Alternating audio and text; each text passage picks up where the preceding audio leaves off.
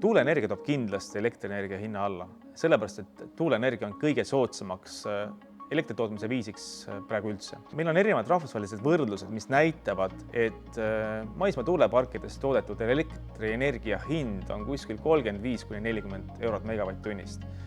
Merel kuskil 60 eurot megavatt-tunnist.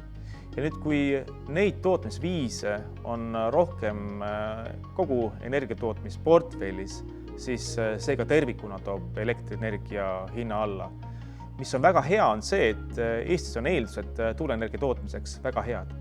Kui me lisame siia juurde ka päikeseenergia, koostootmise energia, siis tervikuna on selline tootmisportfell valmis katma ligi 95% meie tarbimisest.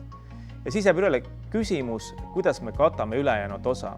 Ja selleks on tulevikus kindlasti salvestuslahendused ja elektrijaamad, mida on võimalik kiiresti käivitada ja mis toodavad elektrit, olgu siis seda biometaanist, mille ressurssi on meil selleks piisavalt, või vesinikust toodetud metaanist.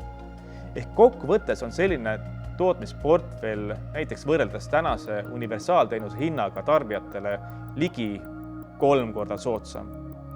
Lisaks sellele, et tuuleenergia on soodne, on see ka puhas energia tootmise viis.